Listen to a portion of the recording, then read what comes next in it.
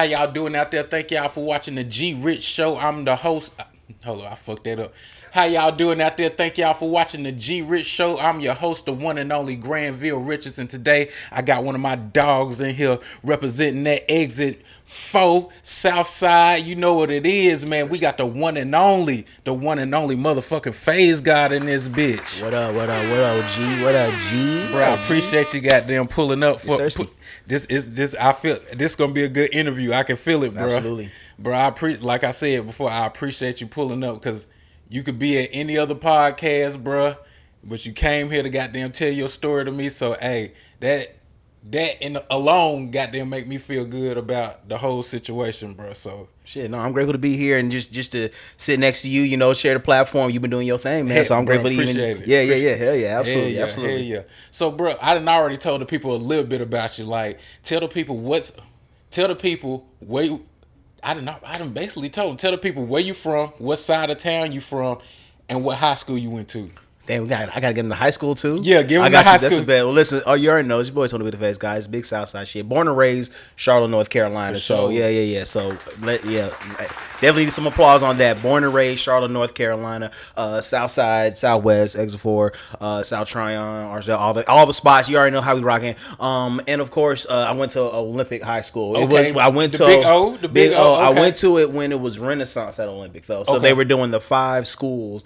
And if anybody, that was like a short stint. It was like literally, I think it was only about 4 or 5 years when they were doing it out of the entire Olympic universe. But yeah, so during the time I was going there, I was part of what they call the Renaissance at Olympic, which is like all the arts and all the artsy stuff and creative side of the school. So it was like I didn't even know they did that shit. I didn't know they had switched. Because when I was in high school, it was just Olympic. I didn't know it was like, you said Olympic Renaissance? Yeah, no, and the thing is, it's Olympic now. So it's now just Olympic High School. They don't do the 5 schools, but literally when I was going there, it was broken down. It was Olympic High School, but it was broken down into 5 different schools inside of one school. So I went to what they call Renaissance at Olympic. That's where all the creators were. That's when people were really doing it like chorus and, you know, if you're trying to do acting, if you're really trying to get into your creative bag, you were going to be in Renaissance. The other schools were like, there was like biotech, you were into biotechnology. Damn. They had global studies. There was the Met class. There was always the super mathematical, you know, the tech people.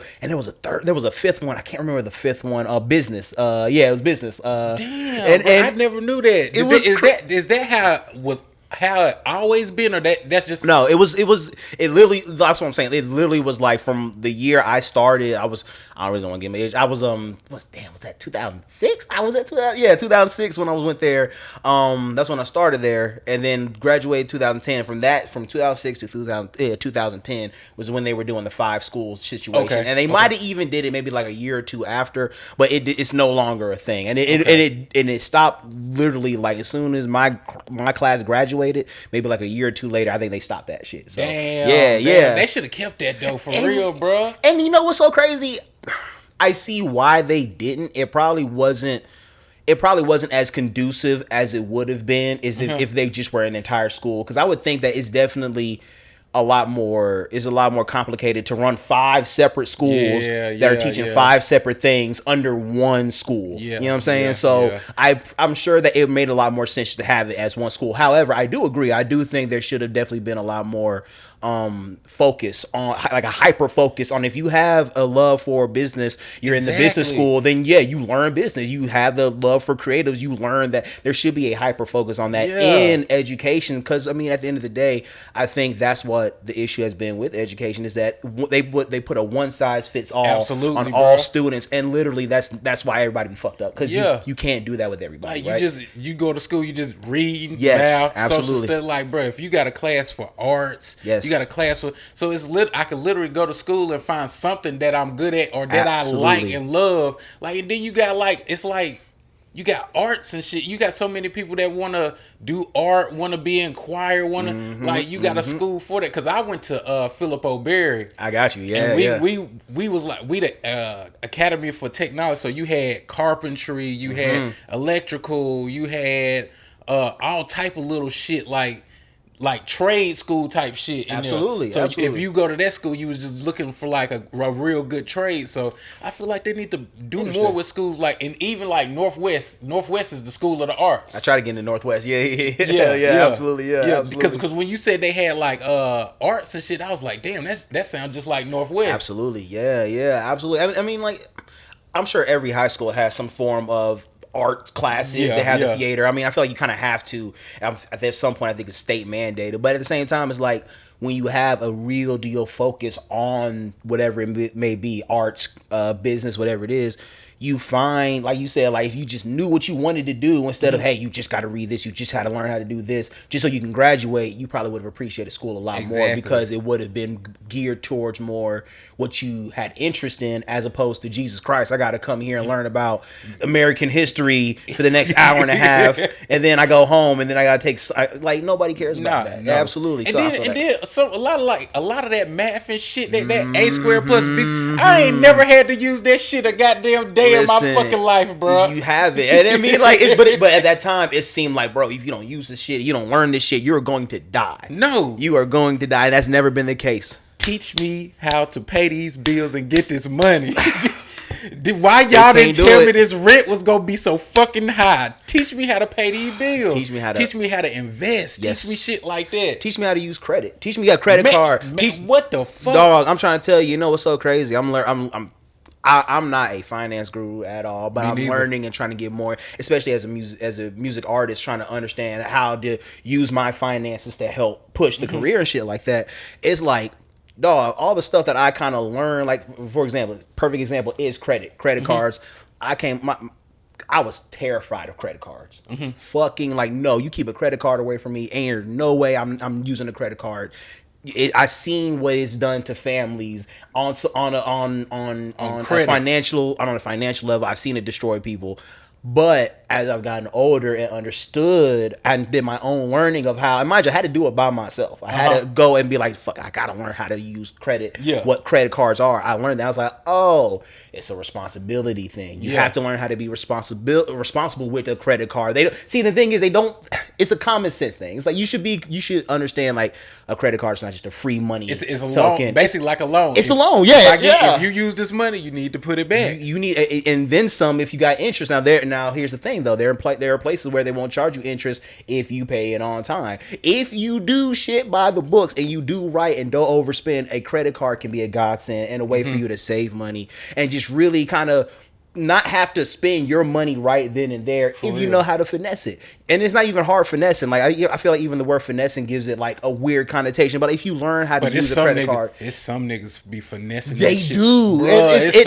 And I get it. That quick money is crazy. But my thing is, at this point in time, I think we're all grown enough to have a conversation of all the glitz, glamour, scam, all that crazy shit is for the fucking birds. It don't mean a damn thing. Bro. At the end of the day, you can have the nicest watch, the coolest car, the flyest shoes. You can really have any material thing you want. At the end of the day, chances are you still ain't gonna be happy. You're just gonna wait till the next coolest thing drops, and then you're just gonna buy that. And my thing is, there's nothing wrong with having nice stuff. Go ahead, buy what you want if you can afford it, but just make sure your priorities are taken care of first and foremost, and make sure you're not wasting money on bullshit, because now is not the time to waste money. Spend money how you spend it, but don't waste money. There's a difference. You know what I'm saying? Like, so you can use that credit to start you a business. There and make you go. More. But some people get the credit like, boy, I'm about to get these new J's. I'm about to get the PS5. I'm about to goddamn get me some jewelry or goddamn some rims. With no thought into how am I going to pay this back? How am I going to pay? Because that's, again, it goes back. It's a loan. You have to pay this shit back. Absolutely. And the thing, and they don't care. The people that do that and say, I'm just going to buy, end up getting in that debt. They fucked up credit score, and then they can't revel in the positive things that you get when you have a good credit score. Like buying a home. There and shit you go. Having good rates on buying homes. Goddamn ant. I was like, I know it ain't no motherfucking bugs. That's a big ass ant too. Motherfucking ant. You can see that shit all the way over here. I wish there was video of that shit. That shit is crazy. Bro, that shit made me goddamn. But nah, man. But I say all that to say, finances are important. learning is important. And again, going back into schooling, education has always been a thing where I didn't realize it was so important until after I graduated, until after I'm out that bitch. And then you're like, damn, it's not even a matter of I should have paid more attention. I just really wish I had focused in and honed in on the things I needed to know right then and there, right, as opposed to trying to learn this shit now when I have a whole bunch of other shit that's coming at me on top, i.e. bills, trying to make sure everybody's taken care of, making sure motherfuckers is fed and stuff like that. So, I say all that to say, kids, if you're listening, learn while you can, because you won't be able to learn that shit forever. And it's such an easy and it's not gonna be easy for everybody, but it's handed to you right then and there. School is right there. Yeah. Take it for what it's worth. Learn for what you can. Ask the questions. A lot of these teachers would probably give you so much more love and appreciation if you ask the questions. Right. You know what I'm saying? So, but yeah, man. Yeah, go to school. Yeah, y'all heard it, kids. There you go. Take your ass to school. Take your ass to school, and man. Ask questions. Yeah. Because a lot of shit, a lot of that stuff is people just don't know what the fuck going on, and they don't think to ask questions and ask, hey, how does this work? What are we supposed to do? What is going on? And then listen. Then when you out in the real world, is shit get real quick. In the blink of an eye. It's fucking crazy, now, bro, how was it growing up on the south side of Charlotte, bro? Like any other place in Charlotte, man. I mean, Charlotte's cool. Charlotte's dope, and that goes for any side of the city. It's gonna have its sides you got to watch for. It's gonna have its good sides. I'm grateful that I stayed around people. I stayed around good people. Okay. My family raised me, properly. I have both families in the household. Both parents are working. We went to school. Me and my little brother. Shout out Bino. We just we was doing the thing. Like, we was growing up family. We played with the neighborhood kids. Yeah, it was really dope, and I feel like it definitely created a really solid baseline just to move forward. Because I mean, I've seen how can I put this? I've seen the opposite side. I've seen I've seen cousins and stuff like that didn't come up with that same kind of environment, and I've seen how they turned out, and I'm grateful. I'm aware of it, and I've seen it. But at the same time, I'm thoroughly aware that it's Charlotte, North Carolina. It's not Atlanta, Georgia. It's definitely not Chicago. It's not LA. Yeah. It's Charlotte. You know what I'm saying? So it's been a cool spot. It's been a family spot. I've learned a lot going from Charlotte and being around a lot of different people, because Charlotte has brought a lot of different people to itself. It's a melting pot. I mean, it's growing like bro. Because Charlotte back then ain't even like how Charlotte is now. You got so many people from up north, goddamn Midwest. Everybody's coming to Charlotte. So, bro, you might meet somebody from Chicago today. The next day, you might meet somebody from damn Delaware.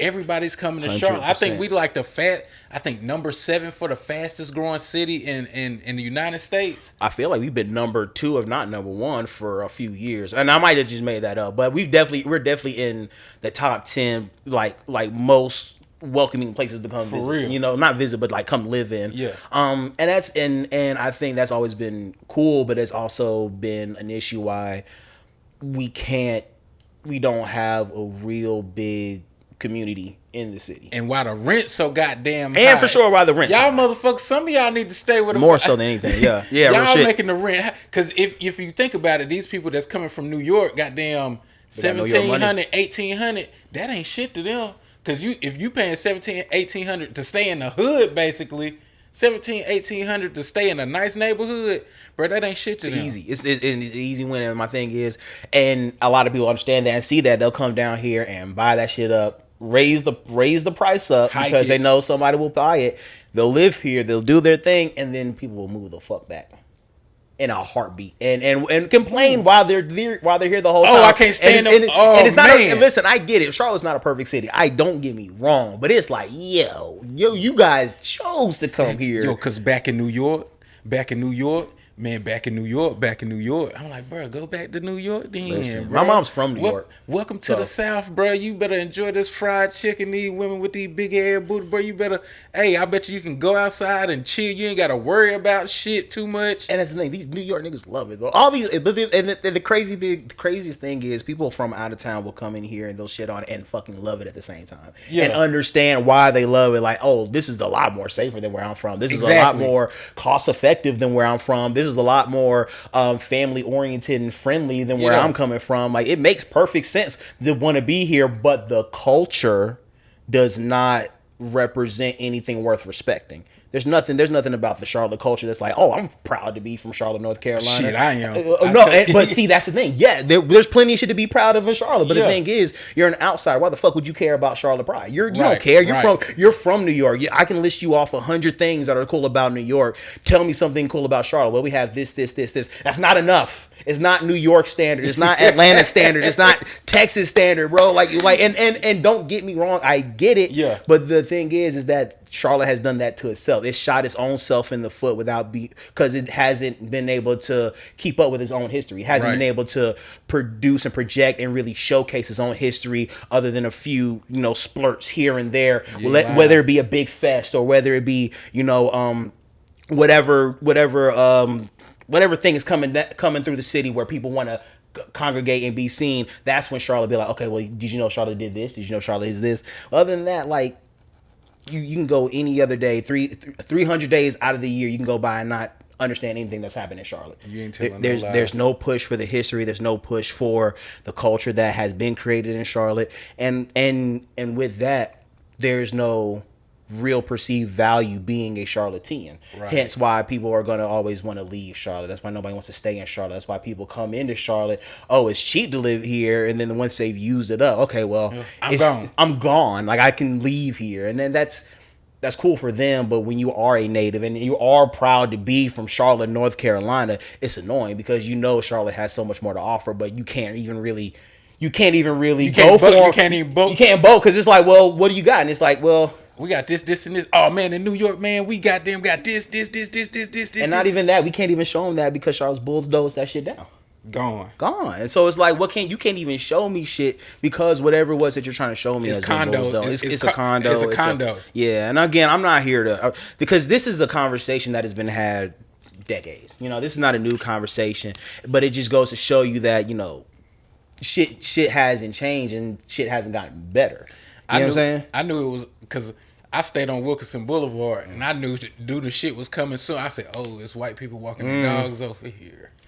It's about to happen. I'll tell all my homeboy, they finna change this motherfucker. It's like, man, they gonna change Wilkinson Boulevard. I say, bro, you got to think about it. Soon as you get out the airport, what's the first street you on? Wilkinson. Mm-hmm. You can basically see the skyline from Wilkinson Boulevard.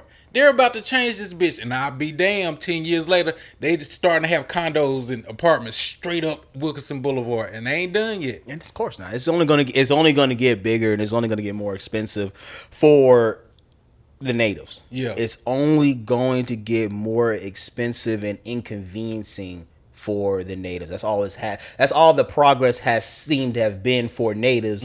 It's been inconveniencing. Now, don't get me wrong. We've had some really cool things happen. We've had a lot more events. We've had a lot more things to go to. The shops have been shopping. People have been. People have been. The consumers have been consuming for sure. But it's just one of those things where it's like, at the end of the day, what can we really say is Charlotte? Yes, we got the Hornets. We have the Panthers. What else? What else? We got banking, and the thing is, and that's why I'm grateful for the art scene pushing the way the art scene has been pushing. Oh yeah, the music scene has been pushing for a lot more, just sight, and this is something that we've always been doing in just the creative scene is just pushing the boundary to be seen, whether it be throwing our own shows at some of the bigger venues in the city, or whether it be holding some of the bigger art events in some of the biggest art venues, like the Mint Museum. A lot of the local artists have been throwing really cool installments in the Mint Museum. I'm gonna have to check them shit out. Have to please do support these local artists that are going in there, because that's what we need. That's what we're doing. We're showing and showcasing that there is art. There is an actual community. There's a community in the city of Charlotte that is here to be seen, be heard, to push progress. There are people here ready to go. But and I think Charlotte big break is like, of course we had the baby, he had his big, but I feel like Charlotte is gonna have I can feel it, bro. It's so many artists that are so fucking dope in Charlotte, bro. I feel it, and everybody's so different in their own fucking way, man. You got the hood niggas, you got you got the backpacker rappers, you got the freestyle. Everybody's so different. You got the females doing their thing, bro. Everybody's so freaking different, and I feel like if the Carolinas come together, North and South, if they come together, as one, bruh.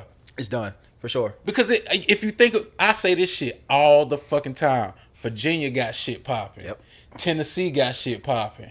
Atlanta got shit popping. We right in between them, All of bruh. it.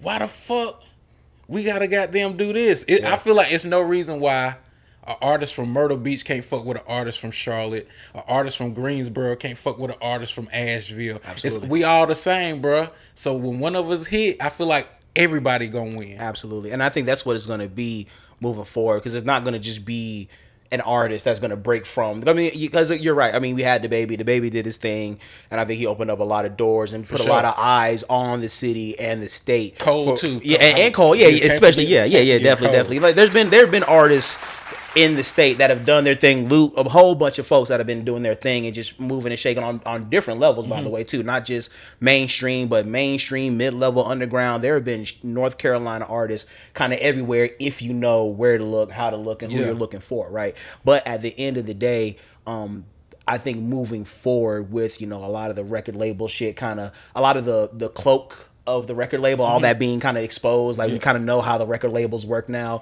A lot of this stuff is going to go back to, I think, grassroots and really networking and moving with people, and I think that's going to be big for us. And it is because, like you just said, there's no reason why a Myrtle Beach artist can't fuck with a Charlotte artist. There's no reason, and more artists should be open to that. Exactly. And I think what it really is going to open up more to is just opening up spaces for artists to come and be at. You know what I'm saying? Yeah. Like, I should be able to invite artists from Myrtle Beach to come do a show in Charlotte. And the same way that artist should be able to come invite me to Myrtle Beach. You know what I'm saying? That's kind of how that's what's going to be the future of the music scene, especially in the indie scene. It's not going to be depending on venues. It's not going to be depending on getting signed to a label. It's really going to stem from working with each other. Exactly. Like, hell, just stemming from right now, working with podcasters hand in hand, understand like this is going to be for a bigger vision, working with a producer, working with another artist, working with somebody in the creative scene, understanding that we are creating not just for the sake of creating, but understanding that there is a plan behind it for some type of, for those who need it, for some type of reciprocation. That's not reciprocation, but money, so whatever that may be, because some people aren't going to do it for free. Exactly. I've been linking with a lot of people who don't mind not getting paid for doing the shit that they do because they love the art, and I think those people should be cherished. Those people should be loved and appreciated and paid, if not more so, because they're willing to just take that cut to make sure that shit happens. Because we need more people to go ahead. We need more people to just see the vision before the paycheck. However, those people need a paycheck. People need to be paid. Don't get me wrong. It's like a lot of people like. People be like, bro, why don't you get this big name artist on here, or this big name person? And I sometimes I'll be like, man, maybe I need to get them because I could get more views, this, that, and the third. But I'm in my head, I'm like, I'm interviewing all these artists from Charlotte and from the Carolinas. Out of all these artists I'm interviewing, somebody's gonna pop. Sure. I know for sure somebody's gonna pop, bro, and they not gonna forget. Goddamn. Well, shit, I did do a podcast with goddamn G Rich.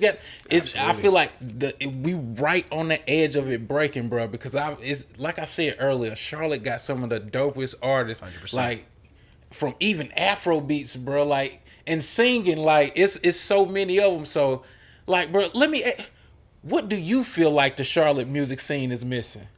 Missing? I mean, the Carolina music scene is missing. Oh God, man, missing. It's for sure. It's organization, unity, and outlets, like real deal outlets for sure.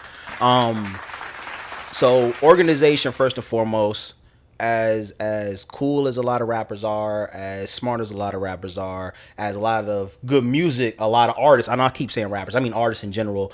A lot of people are disorganized. Especially I think on a grand scheme. If the organization is not there, there's going to be no real way to progress because nobody knows what's going on. Right. Everything is disorganized. There's no plan to move forward. So you're really just kind of going off the whim, and sometimes it works. Most of the time, it's not, because when you have something planned, you are planning to make something happen. Right. So a lot of artists. And I've again, everything I'm saying, I'm a part of it. I've done it. I've seen it. I've made it happen myself, or I've experienced it myself. And there's just been opportunities where disorganization will hold you back so much more Right. than being organized, having that plan ready to go. Because if you don't, you're always going to waste that time trying to, hey, well, maybe we should do this, or maybe we should do this, or you're going to be trying to fix more problems than just getting done because you haven't planned properly, right? So on top of that, you have disorganization, then you have a lack of unity, right? Right. They'll tell you Atlanta's been Atlanta because Atlanta motherfuckers gonna hold Atlanta people down. You better believe it. Right or wrong. You know what I'm saying? So that's for a lot of people. Same thing with LA. You seen the pop out in LA and everybody standing behind Kendrick. Yeah. Exactly. You seen the Texas movement. Everybody in Texas, whether it be North Texas, South Texas, you understand is one. They're going to ride for it. New York. In New York, even. I probably won't say Chicago too much, but I even think even in general, if you ask a Chicago guy, depending on, regardless of which side they're taking, they're going to ride for Chicago. Exactly.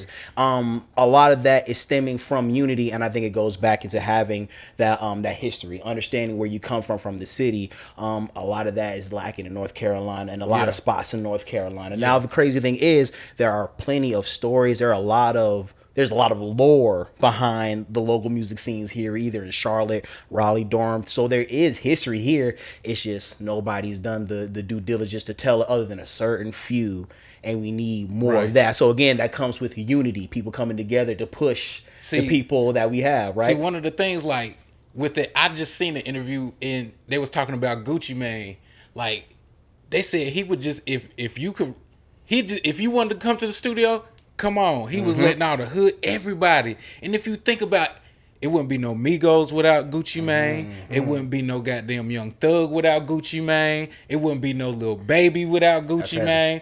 T.I. and Jeezy started off, they goddamn had a whole umbrella of people. Ludacris it wouldn't be no 2 Chainz without Ludacris. Bro, it's such a big old umbrella because this person know this person know this person. Absolutely, yes. So if I'm cool with goddamn Jeezy, and goddamn Ludacris cool with goddamn 2 Chainz. Hey, y'all, I got an artist, y'all goddamn fuck with him. They gonna do a song with him. And then they be like, most of the time, them niggas don't even charge each other. Why the fuck would I charge you? Why would you? Because we're both on the same mission. We're both dope, and we both know it from being dope. We can make money off this shit. So why would I charge you when I know when the business is done right? That I can trust you to do your part. You trust me to do my part. We drop this song. We push it. The money comes back tenfold. Everybody gets paid. Exactly. You know what I'm saying?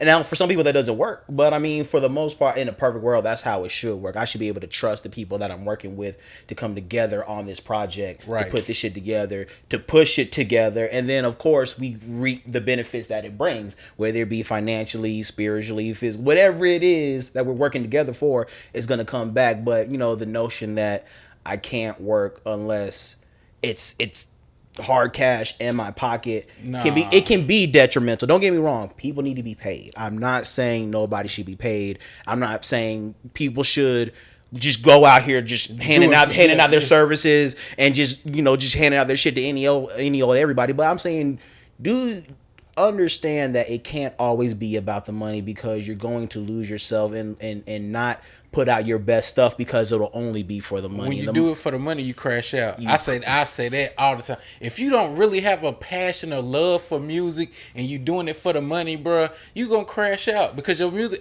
eventually it's gonna sound like shit. It's so much you can talk about, but about money, cars, cash, like that shit get outdated. It does. Absolutely. And like I said earlier, like if we unite, if the Carolinas unite, even if in Charlotte, like I like one thing I want to hear. I want to hear a hood nigga with like a backpacker, like a regular type dude, for sure, and make a song. That's fire to me, because that's almost like Jay-Z a hood nigga, but he got an album with Kanye. Kanye ain't hood at all, bro. I want to hear the difference, like two different people bring it together and make a dope ass, some dope shit. Yes, sir. Absolutely. And that should always be, at the end of the day, what a creative wants to do. A creative should want to create dope shit.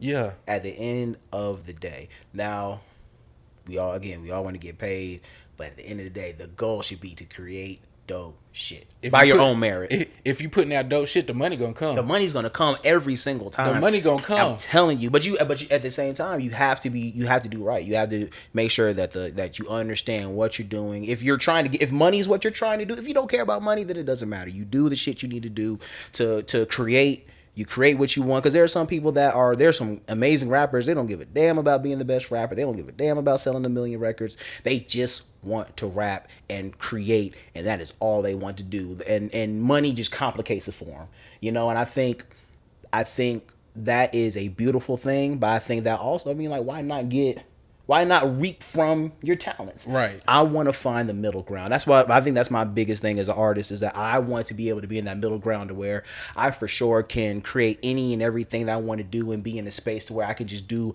what I want to do, but understand that I can make money. I am a business. I for sure can make money and be able to take care of myself off my talent, off my merits of being an artist, which I feel like if that's something that you want to do, you should be able to do Absolutely, that. 100%. And I think that goes hand in hand with my third situation of what the Carolinas need, and it's outlets. And I think that's something that we as a state, as both states, lack a real deal outlets for artists to be heard, because a lot of this stuff is going to be the typical radio station payola situation where they won't tell you they'll take money, but somehow, some way, you'll need to spend money to get your shit heard. And my thing is, I get it. You have to be able to pay these people to do what they do, but not like that, not at those prices. Especially in the Carolinas, like we were just talking about, people bringing New York money down to the Carolinas, and then their money being a lot more valuable than people in here. Like shit is expensive for Charlotteans, for natives. Like that our economic wage gap is big down here in Charlotte. Like, I mean, a lot of people that are getting paid are not from Charlotte, are not natives. They are here because they're able to get paid. You know what I'm saying? So, but the people that are actually living in Charlotte are not making enough money to live in fucking Charlotte. And that is the problem. And again, I say all that to say, so when you as an artist are trying to find your way out in your own city, and all the outlets are like, yeah, we can get you here, but you need to have a budget, and you can't really pay us. They'll give you the workaround to find some way, but there's always going to be money involved. Right.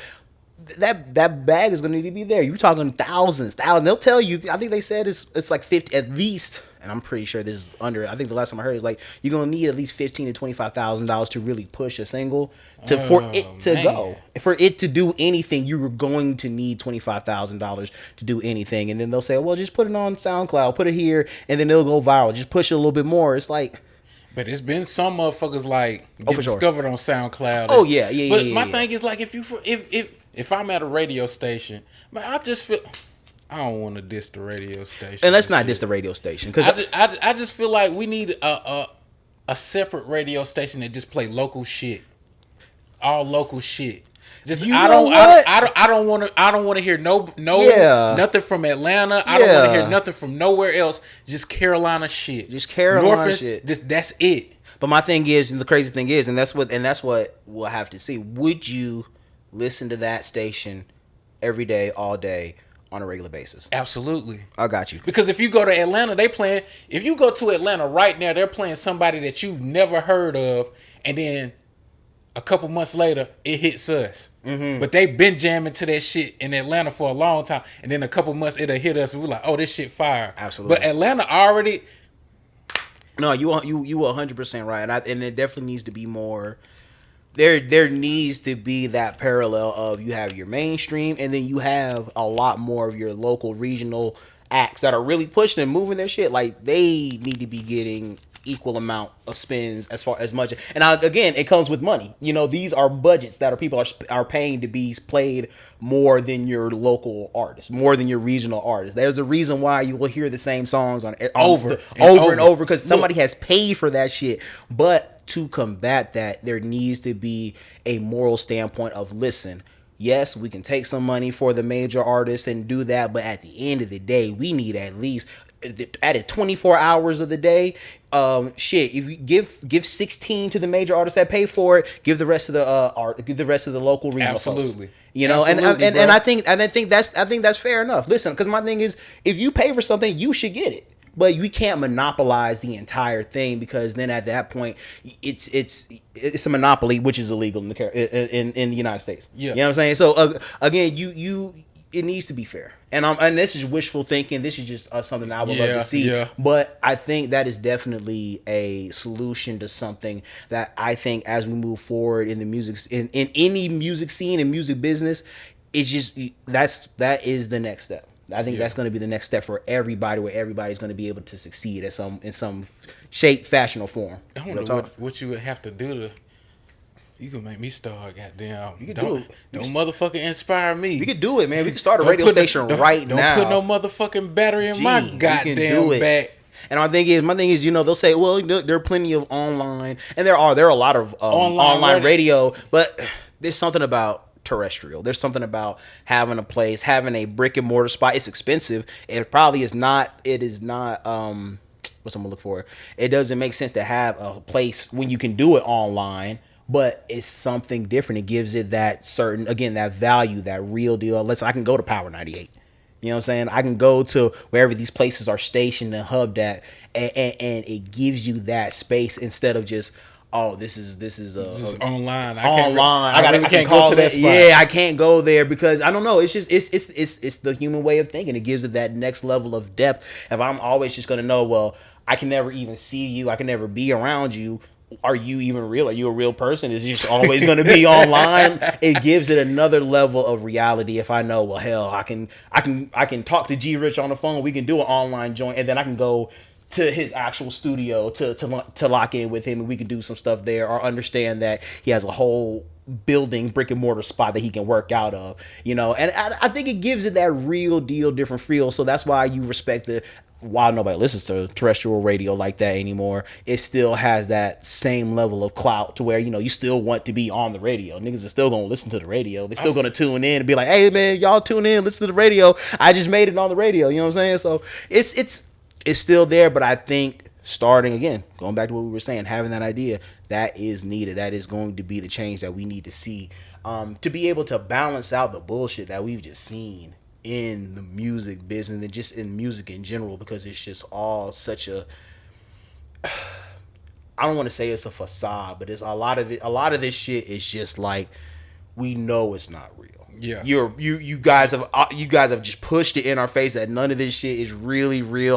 Everything's rented, everything's fake, everything's bought, even the streams even the people in the crowd might not be real, but motherfuckers using AI and shit now. Real exactly. But my thing is depending on who you are, it's cool as long as, I guess, the content is fire. Is fire. As long as you're entertained, it's fine. But at the end of the day, we have to remember that we are humans, and we don't want to lose that shit. We don't want to lose that human feel to what we're doing. But like, crazy you bring up AI. Like, yeah, I think that's been the answer for big businesses, for creatives and artists is AI. Hey, listen, I gotta pay you to do this shit. When I can pay this, I don't have to pay this machine, and it'll give me everything you do.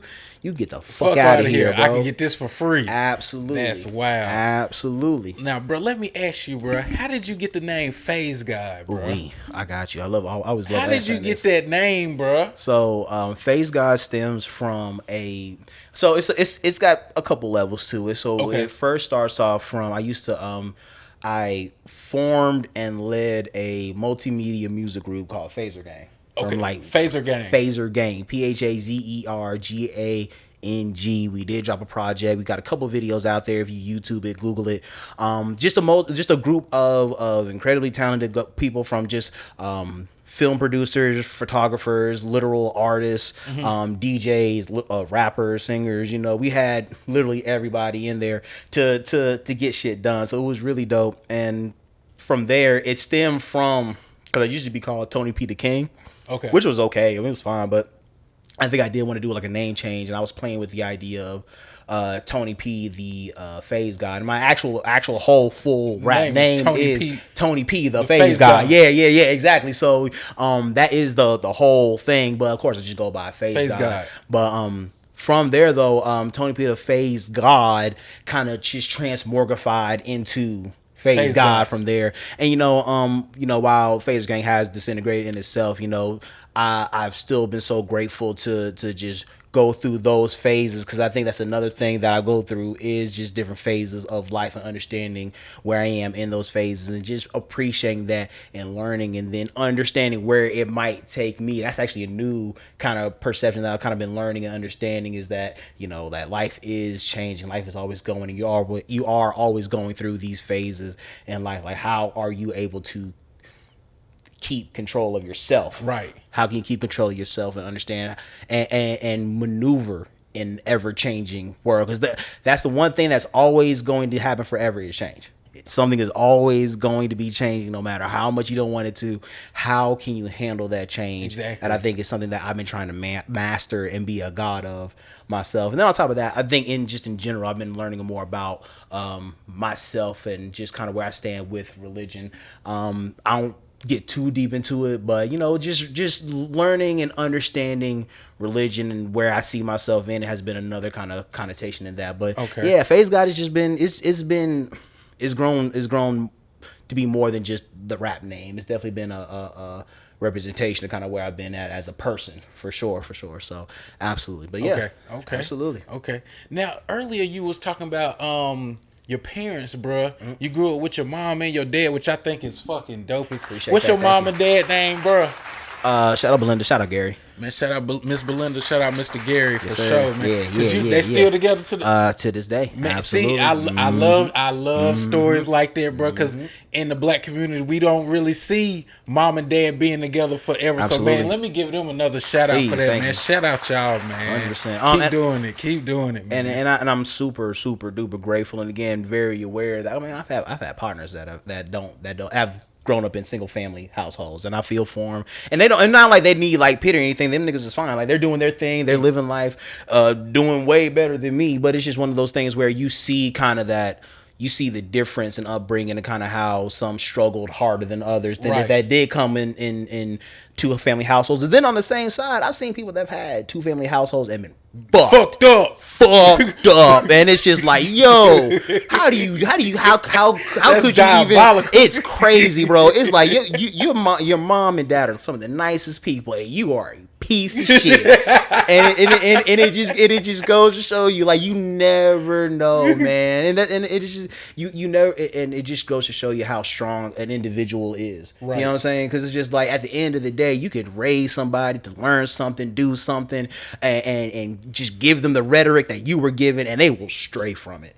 And there's nothing you could do. There's nothing really you can ever really do once that person has decided to just decide to do what they want to do. You know what I'm saying? So but my thing is, I do believe you are a product of your surroundings, of your environment, and the people that are around you. So I'm super blessed and grateful to be around, to have the parents that I've had, because, you know, my parents worked. They both were working people, but they did not, even with me and my brother, they didn't skim on time, you know, taking time with us. Yeah, you know what I'm saying? Our mom was always taking us in and around the city of Charlotte, going to different things, looking at different stuff. You know, she was really into the things we were into. When we were into Pokemon, she was into Pokemon. When we were into video games, she would play video games with us. She was locked in with us for sure. And of course, taking us on field trips, giving us certain opportunities to learn way more than I think other kids would have gotten the opportunity, or other parents would have even thought to put their kids through. Just because it's like, hey, I want my boys to just have this experience. And the same thing with my dad. My dad's the big breadwinner. He's the computer guy, but on top of just being the computer guy, he did music and he's played with bands, and he's been as an artist. Yeah, so this just didn't happen. It's kind of in your blood, bro. So listen, okay. Yeah, no, dad's an artist. Dad plays damn near every instrument, sings, does all that. Been performing for years. Matter of fact, I don't even mean to interrupt you. Is an award-winning artist on he's a beach band. He's an award-winning beach band artist. Yeah, come on, Mr. Gary. Yeah, Mr. Gary got there. All right. Bro, so, yeah. So what did your parents say when you started doing music? I bet your pops was like, boy, I knew it. I knew you had it in your son. Dang, that's a good question. Well, here's the thing. So Pops had a kind of like Pops had a studio in the house. But me and my brother, we ignorant. We don't really know how to work the shit. So we kind of messing around with it, but we're working on it. We're creating some music. Our dad's there listening to it. Mind you, we're like or like young middle school to like young high school kids, like going crazy, cussing in that motherfucker. Like we showing out. Yes and no, but it's like we were doing our thing. They're hearing it, they're not saying it. But when we was wilding and showing out in school, I'll give you a perfect example. I was showing out in school, and. At the time I was showing out in school, I was working on some music. I was going crazy in this one song. I was talking about shooting shit up, my game, man. Like, it was a real deal wild shit. And my dad found out I was fucking around in school. It was like, listen, hey man, this shit you doing in the studio, you gotta shut this shit down until you can get your grades up, or you gotta pay studio time to me. And I was like, damn, for real? That's crazy. I gotta pay you to come do my shit, and in the house. But then at the same time, it's like, bro, you fucking up. Yeah, you gotta pay. Yeah, because you that is consequences when you don't do what you're supposed to do. And I learned from that. So, and granted, I mean, like, I tried to do my little rebellious thing. Well, I'll pay you. Fuck it, I got money. But I mean, it's not gonna work at the end. It didn't work, because at the end of the day, like, I didn't want to pay my dad to do the shit that I was able to do for free. At the same time, I wanted to continue doing music. So what I do, got my shit together, came back around, started doing music, and pops didn't say bother me, and everything was fine. Everything worked out. And again, those are the lessons that I needed to learn to be able to understand. Like, I can't just be out here fucking around without consequences. Exactly. So, and that's again why I'm dumb grateful for my parents, because again, they attempted to pay attention to the things that I had going on. They definitely put in their effort to support me and do my thing. So when I first really, to answer your question, what did they say when I first really started getting into it? First off, stop that cussing. For sure. Oh, so that's the first thing. But of course, like, I gotta say motherfucker. Like, I got to. Like, it's the best part. But and don't get me wrong, I attempted, I tried, but after a while, it was just like, nah, I'm gonna let these shits fly. And you know, for real, because like, nothing's better than saying fucking shit and damn. And when it flows so well, like, how could you stop me from saying it? But at the same time, I mean, and it's not like I'm cussing every single line, but well, I was back then, but now brothers letting that shit go, letting it go. Listen, it was. If I had shit on the radio and they had to censor it, it'd just be the instrumental at that point, because niggas just letting it go. It was crazy. In there goddamn wildin'. Crazy. But again, I feel like every artist kind of has to go through that, because I mean, like, you got what do you sound like? How do you sound saying that shit? I mean, it's just part of growing up and learning and getting into that environment of just going crazy on the mic. But yeah, man, it grew from there. And again, that's why I'm grateful for my people, because they gave me that. Like, niggas didn't have a home studio to be, and don't get me wrong, this is not like a crazy home studio. It's like a computer with a microphone, and that's kind of really it. But I mean, it had its programs and stuff, and like, if you know how to work it, you can work it. You can really make some shit happen. Yeah. But like, this isn't like the $1,000. Like, this is just some stuff that my dad was able to put together on his budget, working, doing his thing, and still chasing his dreams.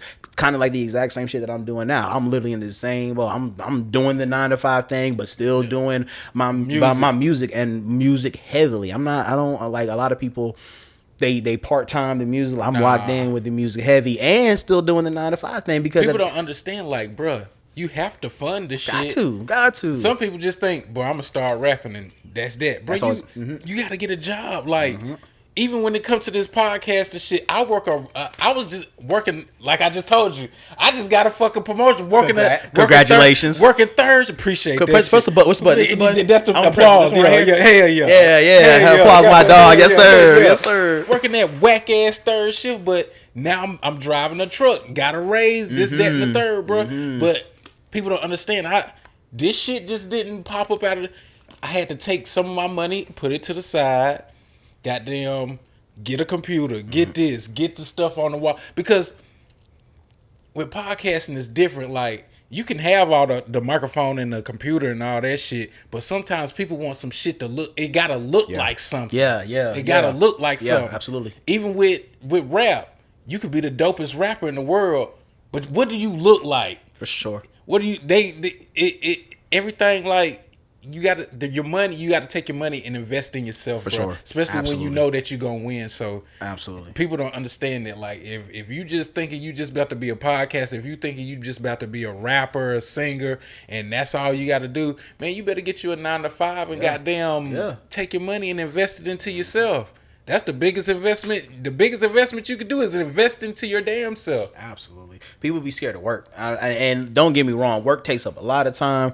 Get a part-time job. You ain't gotta even do all that shit. But Right. at least be able to know that you can feed yourself, have a roof over your head, and then you could just do music. And especially nowadays, where if you look at the right programs, you get the right equipment, You could do this shit at the crib. You can do this shit at the crib for free. And that shit can sound professional.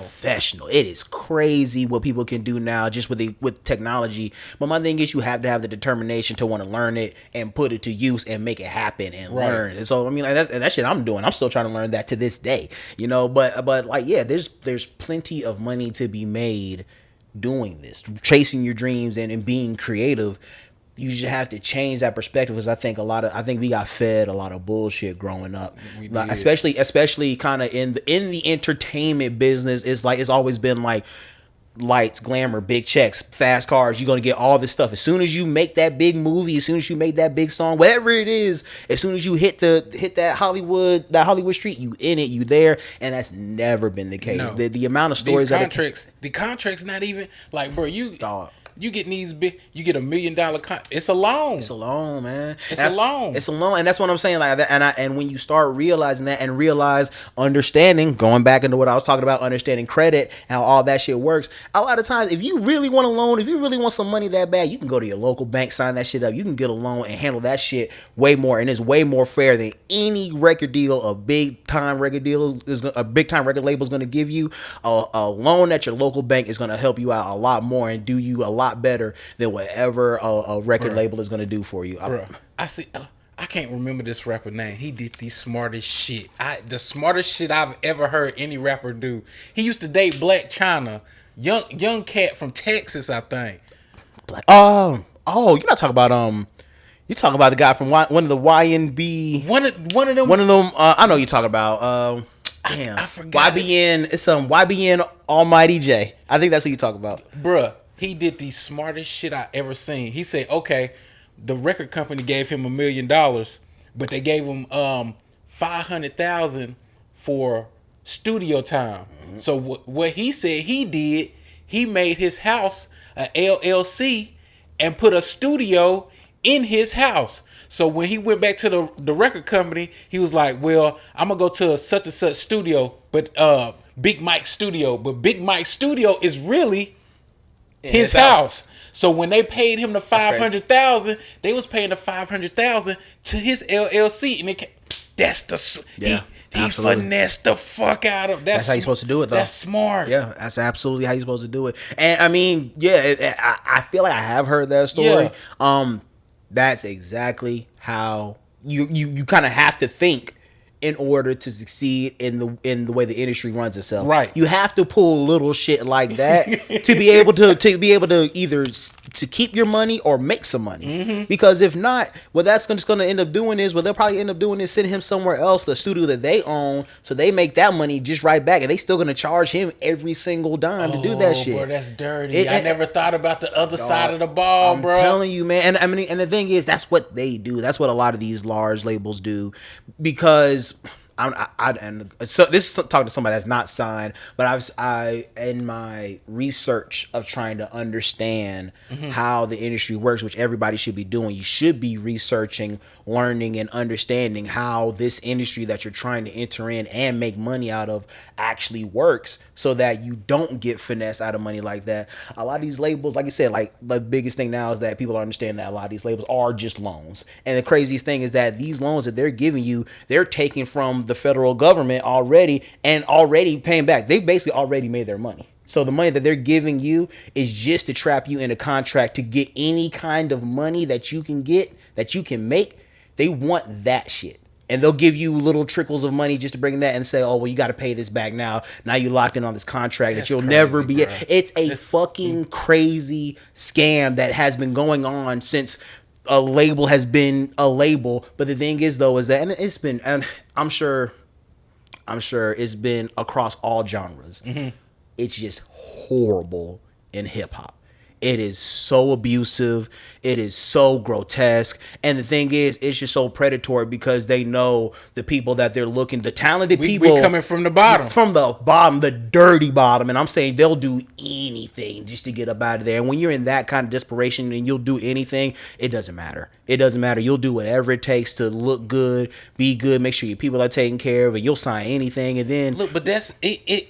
Even if I'm an artist and I'm just getting signed and they give me $1 million contract, I'm not about to go buy no $1 million no big ass house. I'm not. I still act like I don't have it. But you're not 16 in a single family household in the dead end hood where we got to get up out of there ASAP, where I have legitimate life-threatening beef. Niggas are going to kill me if I don't get up out of here. I feel you got a point on that one, bro. And again, that, and it's predatory because the industry knows this. They pick these people out because they know these are the people that the kids can look up to. When they put them in that certain perception or that perspective of, hey, he got it out the mud and he got all this money now, not realizing that the way they push the music, it's not pushing that story so much as, hey, I'm a young black man that with my talent was able to go out here and get out of here and do well for my family. Is no, I'm this nigga that's out here spraying everybody up, killing people, and the typical shit that your parents have been telling you about to watch out for in the music. That's legitimately the only thing that they've been pushing because it serves a narrative. It's detrimental. And they make every black person look like that's what we own. And we not, bro. Like you said, your pops is he know about computers and shit like that. And that's why me personally, I don't rap about that like that. Yeah, I rap how I rap and I talk about what I talk about, and I definitely make sure it is in the realm of what's going on. But a lot of these folks are not doing that. And a lot of people, and the thing is crazy. Except for them niggas that are really doing it. That exactly. Them niggas in Chicago really doing it. Nah, that shit is. Them niggas is different in Chicago. Bro, I went to Chicago, bro. I was like, what the fuck? Look, they told me to stay in it. I had to get my job would send me to Chicago because they got a terminal up there and shit. So we'll work for a week and shit. So it's near the terminal, not the big airport. It's the smaller one. They basically saying like, bro, just stay in this area. You know what I'm saying? You good. I talked to some of the guys at work. Like I know one of my homeboys, Fly, he from the south side. And then my other homeboy, he from the west side. So they giving me all the politics. Mm-hmm. What's GDs, what's BDs, who this, that, the third.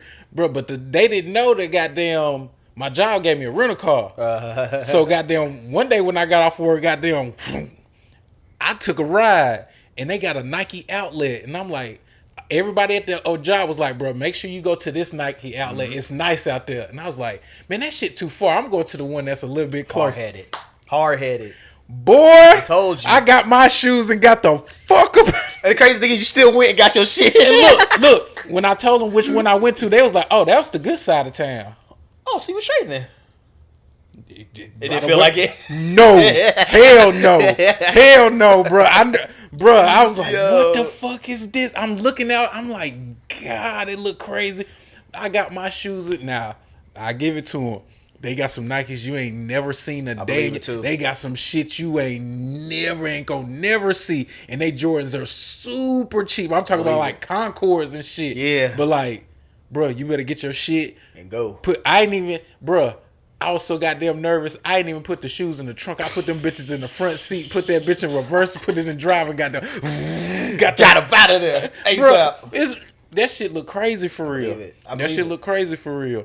But bro, let's talk about your new single. Let's get it, bro. How did you come up with that song? Because that shit hitting, bro. For real. That's my shit, man. I've been in a much more upbeat a much more upbeat place lately. I like upbeat shit. Yeah. And my whole thing is energy, man. My whole thing is any song I'm really doing, I want to be able to see myself perform it. Right. So a lot of that mostly it's gonna be high energy, a lot of up tempo, heavy bass. Like I'm gonna put it in your face. Like we gonna go crazy for the night, and let's get to it. That's I mean, like it's in the name. Let's get to it. Like I really be ready to go and put on a show, man. Like let's get to the shit. And that's the anthem. Like let's get to it. Let's get going. Like a lot of I think with the scene growing, kind of bring it back. You know, I came up in Charlotte, and in the music scene, we were doing a lot of our DIY. You do a lot of DIY. We're doing a lot of stuff ourselves. We were really putting a lot of our own things together and finding real deal success in the city of Charlotte. And you know, things have changed. You know, COVID, blah blah blah, whatever. Certain players have come, certain players have gone. Right. The landscape of Charlotte isn't the same that it was pre-COVID, even around the 2016 area. Like it's definitely different for sure if you're tapped in like you should be as far as like the meta of the Charlotte music scene. But now it's but with that being said, there are definitely still a good amount of people that have kind of been incubating, and they've done their due diligence, and they put their work together, and they've been putting music out, and they've been consistent, and now they're starting to pop, and now they're starting to come out, and you can see it, you can see the difference, you can see that they've honed their skills, you can see that they put their show together, they put their music together, they've grown from when they started, you know, before you know they really found themselves to where they're at now, and now it's like that's it, that's it's almost like are you I'm about to say, are you an anime fan? Then I realize I see all the come on now listen, niggas just came out the hyperbolic time chamber, bro. Like just picture just being in the hyperbolic time chamber for 10 years. You know what I'm saying? And then got them. And then ready to go. Bro, me and my homeboy was talking about this shit. We talk about Dragon Ball, bro. It take a whole season for a nigga to get in a fight, bro. It do take a minute, man. And you know what's so crazy is that I think it's like Dragon Ball Z Kai or some shit like that. It's supposed to like shorten it up. I don't even want to watch that shit because I mean, give me the filler, bro. The real Dragon Ball Z fans want to watch the original, bro. The original, top to bottom, yes, yeah. That new shit they got. Shit. I don't know about that shit right there. And I seen the new I saw the last Dragon Ball Z movie too. That was actually not too bad. I think it's Dragon Ball Z Superhero. I'm gonna have to check that out. It's I like the new movies that they got. I actually like where Dragon Ball Z is going. Well, yeah, Dragon Ball Super is going, is new. I think it's different. I think if you're an OG, I think if you can put your pride to the side and just be a little bit more open minded, you can definitely appreciate it. But I understand those who feel a type of way about it. But I feel like, man, it's bro, not too bad. Let me ask, if you could describe if you could compare yourself to a Dragon Ball Z character, which one would it be? Okay. I'm gonna give you the exact scenario. Okay. I'm for shit sure Future Trunks that very moment. Oh shit. No. Listen. I'm Future Trunks right when he pops up where Frieza comes back on Earth looking for Goku with his dad King Cold. And you remember that? Like it's like literally right after Namek. It's like literally right after Namek. Everybody's cool and chilling. It's literally right when I forgot fucking Frieza and King Cold come down there. They're looking for Goku. They about to fuck shit up. But however, it's the first time you see Trunks and Trunks pop in this motherfucker. You like who is this purple hair motherfucker with this jacket? And then proceeds to do Frieza the dirtiest I've ever seen. I'm talking about beat his ass, hit him so many times with a sword, and hits him with the underhand blast. Are you fucking kidding me? I would be pissed. Bro's an OG is an OG Dragon Ball fan for real, bro. Listen, and I say all that to say that I feel like that's how I feel. Because my thing is, nobody expected that from Trunks. Everybody saw that. It was like, man, he finna get his ass whooped. Not even like that. Like, who the fuck is this guy? This is Frieza. Everybody knows Frieza. We're terrified of Frieza, and he got his daddy. We ain't never seen what his dad did, so Frieza was scary. There's no question. What his daddy's gonna do. So who's this random person that's coming out of here? Oh shit, he beating up on Frieza. Oh damn, he beating the shit out of Frieza. Oh, he's killed Frieza. Bro, and I can understand what you're saying because I was looking on your Instagram and I seen you perform, bro. And how I'm talking to you now, I wouldn't think that you would, bro, be goddamn putting on a fucking show just from like. Bro, if I were to see you in the mall, I'd be like, and then see your Instagram, like, that's the same fucking person, bro. I'm telling you, man. It's so That's crazy. the same person. These two different people, bro. And you know what's so crazy? I feel like I try not to do too much difference. I feel like I'm not really that much of a different person, but it people tell that. People say Like, bro, that like shit for you real. look so cool, calm, and collected. Like, bro, I'm just chilling. Like, I ain't got nothing going on. But when you hit that stage, bro, it's goddamn like, boom. This nigga hopping up, he doing his thing. Like, bro, where did that energy come from? Like to perform, bro? Because that's such a big and how. Yeah, I'm gonna ask you that first. How did that come up? Like the energy to perform? Did that just happen on the first time, or did you as you progress? That's how it starts to come. You know. Absolutely. I think that's actually a really good question. I've always been big on performances. Like I said earlier, I base a lot of the music that I make on if I can perform it or not. So again, we're talking high energy. I want to make sure that I put on a good show first and foremost, because I think that's where you get the utmost value with music is live. Right. You know what I'm saying? Like, yeah, you can always listen to it and whatever, play it back. That's cool. But like when you see it in its like live form, like that's when you really get it in its rawest potential, right? So I've always been big on just performing. Like we were talking about, again, going back into being at Renaissance at Olympic. I was part of the theater. You know, I love being in theater. I love acting. I love acting now. I've done a couple short films here and there, film production, things like that. Yeah. So but you know, putting on a performance, putting on a show, I'm an entertainer at heart. I want to make sure people are entertained. You're going to come out anywhere, spend money to see anybody. If you're going to come see me, you're going to leave entertained. I couldn't have it any other way because I feel bad. I feel the type of way. Look, I looked at your story. They was like, up the champ here. Listen, The champ is in the building, goddamn. listen, Champ was definitely in the build. I unfortunately, Bruh. shout out. Who won the DD Tink arc? Listen, it was because y'all got that. Who won the arc against DD? Listen, I'll give it. Art came and took the championship. They definitely came and won. So shout out Art, shout out O, and all the folks. TQ What It Do was the winner. So he was the big winner of TQ. I gotta get you on here, bro. competitive. Yeah, definitely a guy you got to get on here. But yeah, TQ What It Do definitely won the competitive artist showcase. Shout out DDA Tink, Tora the Magi, B Cinema, Dasha. I love you, girl. You know I love you, goddamn Tink B. Big things happening. Now I was just literally just talking with them. We actually just did a little recap live stream on IG, just going over everything, and it's really dope. The thing that Tink has put together with Toro is really dope. And again, I think something that's going to be needed in not just the music scene in Charlotte, but like literal hip hop needs this, because it's kind of something that we saw with the verses that we saw during COVID, right, where these artists had to kind of come and put their songs, go song for song with each other, right? But now instead of just being song for song, you got to like perform that shit, right? And you have to put on a good show because they're not judging just the song, they're judging your performance and how it looks, how we were talking about, like how you look as an artist.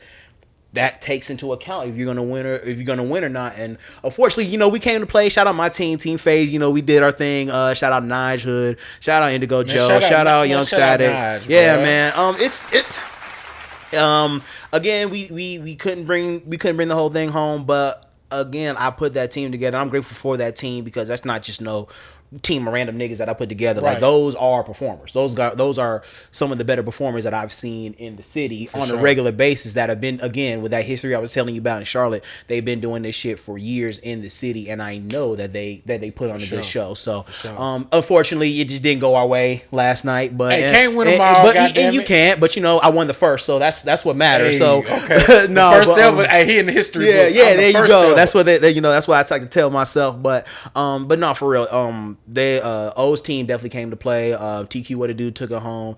Big Dog Easy, who was a singer, he came out there out of nowhere and smashed it. Two Gone was one of the guys that first came through, and of course their team captain Reason Brown, man. Shout out Reason, man. Good. He definitely picking Reason as the team captain. Definitely knew what he was doing. Yeah, man. It was I think it was Black Mode 3. I might be misnaming him, but there was another artist that was supposed to be out there that night. He couldn't make it, unfortunately. He had a family situation, but shout out to him. And like I said, shout out all the artists out, because at the end of the day, win, lose, or draw, what they created was an opportunity to showcase your talent to an actual crowd of people, and it was a crowd. Shout out every single person that came in there, because like I said, that is important. That's more than anything. And I'm not really a big numbers person, but when you see the numbers and the numbers are there, you have to appreciate it. What's gonna happen? Yeah. That shit gonna get bigger. It's going to get bigger. Look, Tink hit me. I'd do anything for Tink. That's my dog. She just got a good it's something about her, bro. I done interviewed her like Tink, and look, me and Tink sit up here and talk damn near a couple hours after the interview. So she was like, goddamn, she hit anything she asked me to do, I'm doing that shit. I'm supposed to be I'm going to be like doing live interviews at one of her shit she got coming up. So you'll see me in that motherfucker for real. Sir. For real. Absolutely. Heck yeah. And we need, and again, we need coverage of it. Like you should be there to cover it, because why would you not want to cover? Like I was telling her, like that's going to be something that's going to be a story. That's going to change the face of how people are going to do music and how they're going to approach doing music, because they understand like, damn, I might not just have to limit myself to performing in a stadium. I might want to do battle tracks, right? You know what I'm saying? And the thing is, it's not like a rap battle track, but it is a track for battling. It is a song that I made that can be a song, but I'm gonna take it against any motherfucker that want to rap. It's so it just gives you so many more ways to look at music, and like I said, not just hip hop, but like music in general. For sure. I was talking with Young Static about it yesterday while we were out there. He's like, yeah, man, this is really dope. It's crazy to put this thing together, and it'd be cool to see, how if people can strategize. I'm like, people are going to have to strategize. Absolutely. You're going to have to know your teammates. You're going to have to know how their music is going to resonate with the crowd. And then not just that, how your opponent's team, how they're going to come. It's almost like a football game. It's sports, man. It is a sport. It's a competition. It is a competitive artist showcase, and there are competitive artists that are ready to go. You hear all the rappers, I'm the best. All right, well, goddamn, bring your squad, and I got my squad, and we're going to goddamn, and let's do it. And my thing is, you niggas that's just going to jump on stage with your homies, 20 niggas on stage. That's not going to get it done. It's not going to get it done. You niggas rapping on your vocals and not even rapping. You're just going to let the vocals work or play the song behind you. It's not going to work. You're not going to win. I don't give a fuck how many plays you got on SoundCloud. They're going to be looking Spotify, at you like, what the fuck? Like, what is this bullshit? Because the next artist who's not gonna do that gonna blow you out the box, blow you out the water, and then you're gonna be mad and confused. Damn, why he do that? But my shit got 1 million plays on here. No, because your fucking performance is trash, and you're a trash performer. Get better, my nigga. And then you'll see. Not only will you see that you'll see that your performance gets better. Not just that, but the music will get better, and then people will want to come see you perform. And you just see the progress that happens when you just take a little extra step to do better. And my thing is, and I was talking a bunch of shit about this the last time we did the competitive artist showcase that I did win, mind you. I was telling people, I was talking big shit on just people just rapping over vocals. That's a big thing. That's a big no-no. And the thing is, at the end of the day, nobody fucking cares, because you'll definitely go to a show and an artist is gonna rap over the vocals. Absolutely. You definitely paid more than $80 to go to that show to see that person rap over their vocals. So you pay for what you pay for, but you will always see the people who do not rap over their vocals will usually 9 out of 10 times, if not 10 out of 10 times, will have a better show. Absolutely. You'll be able to hear them. You'll be able to appreciate it more. You'll be like, yo, this is fucking like he can just, if he doing a song, he could just break the song and say whatever the fuck he wants. Like it's live. It's a different form of confidence when you know your words front to back, and I think it's telling of artists that feel they need to rap over their vocals. Again, there's nothing wrong with rapping over your vocals. Mm-hmm. It's just always going to be a tell. And if you care enough as an artist for people to be like, okay, I know you're not at a certain level because you're rapping over your vocals. Right. You got to live with that. But I think for me as an artist, as a professional performer, that I take performances seriously. I look at stuff like that and I'd be like, okay, well, the song sounds good, but the song sounds good. You don't sound good, my nigga. So I'll give a little story. I remember I was doing a CIAA show. I was trying to work the sound for a CIAA show as well as perform at it. And one of the artists that was performing there, he was doing his sound check. It was the night of the show. He was doing the sound check, and I noticed he's playing this song. The song is the song. It's the actual song. Yeah. And he's rapping over this song, and he's not rapping the words. He's literally doing. This is not what the song is like. I'll be getting money when I to the money. I'll be to the. Yeah, with the mind you, there are words being said, but he's not saying the words to his own songs. And mind you, this is like a 3-minute long song. So I'll be in that motherfucker like listen. And mind you, this is just him warming up. And somehow I ended up doing like some kind of like sound man work, trying to help them out. And I had a conversation. He was like, I was like, that's good. He was like, yeah, man, that's good. And I brought him over like, hey man, listen, like, this is the song, bro. You rapping over your vocals. It sounds kind of rough. Is that how you really want to rock out? Like I talked with this man. He's like, yeah, man, nah, bro. Like I want to do it this way because Travis Scott be rapping over his vocals. But that's Travis Scott, bro. And I was like, exactly. And I was like, nigga, that's Travis Scott. And you're no disrespect, you're nowhere near Travis Scott, my brother. And even if the music didn't sound like Travis Scott, but even if the music sounded like Travis Scott, the performance wasn't even Travis Scott. It wasn't like, because I've been to a Travis Scott concert. Matter of fact, Travis Scott concert has been one of my favorite concerts I've ever been to.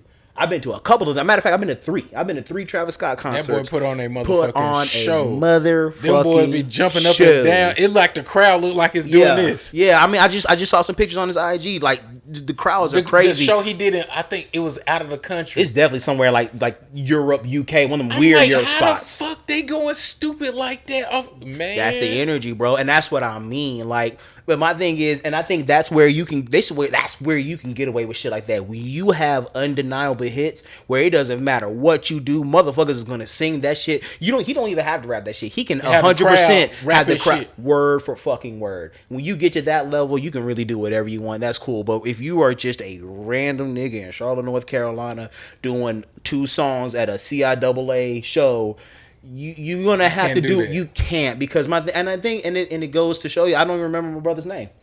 I don't remember his name. No offense to him, but it's like I because it wasn't enough to stand out. And the crazy thing is, I've seen him time and time again here and there. I haven't seen him in a while, but again, it's just one of those things where it's like it never could manifest into anything bigger, because it just, the mentality was not there. He thinking small, man, and it's just. It goes all the way back into you are an entertainer. You want to put your best performance forward at all times, and that's why the competitive artist showcase is so important, because you have to keep that in mind. Is your best? You should be always putting your best song forward. Absolutely. At all times. Yeah. And again, that might have been why we couldn't make it last night. So again, shout out Argo the Fucker. He got it this time, man. I've been telling him this whole time. Listen, him and his team can hold on to the trophy for a little bit. They can keep to shine. Yeah. we gonna come back for it in a little bit. But shout out his team. Shout out Argo the Fucker. I actually did an Argo the Fucker freestyle. I seen that shit. Yeah. Listen. Fuck what they talking about. That's the best freestyle on there. Okay, he can't see that. He can't say that legally, I'm assuming, because he don't want to hurt nobody's feelings. But I can say it for him that is the best freestyle. Okay, on he coming for next. Yeah. So, bro, let me. What do you got coming up next in the future, bro? Mm-hmm. What Phaze got coming up next? So the immediate future, we live at Snug Harbor August 14th. I'm going crazy with my dog Cole Savi, Keychains Hefner, and Black Moon Glory.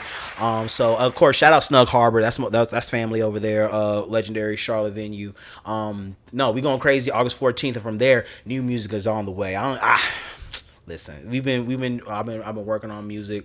I've been working on singles. The new shit's really ready. Man. Okay. The new shit is ready. I'm ready to hear this shit. New shit is good. Like I said, let's get to it now. Let's get to it out now on streaming platforms. Stream that on Apple Music, Spotify. Goddamn, it's all on that. The title. Stream it. Tryon Road Zoe out now. That's actually the latest joint I just dropped. That's actually a Bandcamp exclusive, so you need that on bandcamp.com. Phaze Gawd, find that, check that shit out. I'm actually doing a little something for all my rappers. You tap in with that. There may or may not be a little open verse at the end of that. So all my rap friends that want to try to jump on that, I might be doing a little remix for the upcoming project if they want to tap in with me on that shit. But nah, man, that's the latest thing. Tryon Road Zoe out there on Bandcamp. project on the way before 2024. New visuals on the way. Man, listen, it's gonna be Bro, one of you those. busy. It's busy, bro, and it's one of those things where I don't want to say too much because a lot of it is it's in motion. It's in motion happening, and I'm one of those guys where I much rather speak on it when it's complete as opposed to just it might mess it up a little. You know, it's just one of those things where it's like, I'm putting it into existence, and it's not even a manifestation. It's here. It's already here. It's just one of those things where it's like, I want to make sure that when it's here, y'all gonna feel it, and y'all are definitely gonna feel this shit for sure. So, music is on the way, singles on the way. I'm working with bands, like real deal bands. Oh damn, that's different. Shout out my we actually was in Vermont earlier this year with Uriah Hackney. If anybody's familiar with the Hackney family, band called Death. If you're familiar with anything, any people that are really into music, you gonna know who the people I'm speaking about, understand kind of why these are big names, and understand the people that I'm working with, the people that I'm around. It's just different levels. You know what I'm saying? So, and that's why I'm really grateful. That's why I really don't want to say too much, because when you see it, when you hear it, when you feel it, it's just going to make that much more sense, and it's going to be that much more impactful. So, I will say music is on the way before 2024.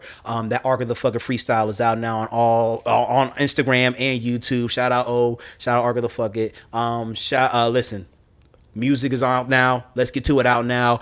Try and roll those out. What else do you want from me? I'm gonna give you everything and more, baby. That's what I do. That's what it is. Yes, sirski. Now, if somebody wanted to follow you on Instagram, Facebook, goddamn MySpace, TikTok, bro, how they follow you, bro? You know what I tell them? I tell them Google me. PhazeGawd, Phaze Gawd. You can find all my stuff on there. But no, make sure you put the GAWD. WD. You can't put GOD. It's GAWD. That's a whole nother story for a whole nother time. But it's PhazeGawd. You can find me on all streaming platforms, everything. You can Google that. It is Phaze Gawd 704 on Instagram, Phaze Gawd on Facebook. Like I said, it really is just easy if you just Google Phaze. Just like I say that not to be pretentious, but it really would be easy if you just Googled Phaze Gawd, PhazeGawd, and you can find everything. And then like you'd be like, damn, I really Googled him and found what I needed to find, instead of just trying to tit for tat all over the shit. But nah, man, tap in with me, send me a message. Follow, I follow back, do all that cool shit, because at the end of the day, all this shit isn't real. It's all online. So hit me up. Let's have these conversations. Let's build that community and talk, because I feel like a lot of this stuff that we're about to start moving into is going to be community based. It's going to be neighbor based. It's going to be a lot of interaction and human speaking. We can always talk on the phone. We can always do this stuff through the computers. That's perfectly fine. Don't get opposed to interacting with your fellow humans. I know a lot of these motherfuckers might not be your cup of tea, but a lot of these people just want to be heard and felt and understood. Sure. And at the end of the day, appreciate it. And I think when we start looking at it through a perspective of like that, instead of what the fuck do you want? Why are you bothering me? Why are you talking to me? A lot of people are gonna find a lot more happiness and a lot more success in what they're doing when they start approaching things like that, as opposed to any other way. But nah, G, I appreciate you, my brother. Man, 100%. hey, we at the end of the interview, bro. I want to say thank you again for pulling up on me, man. Of course. Y'all know what it is. We got the one and only, man, Tony the motherfucking Phaze Gawd in this bitch, man. Yes, sir. We out this bitch. Sir. Hey, go follow on TikTok. Go run them streams up. Apple Music, Tidal, Spotify. We out this bitch. Love it.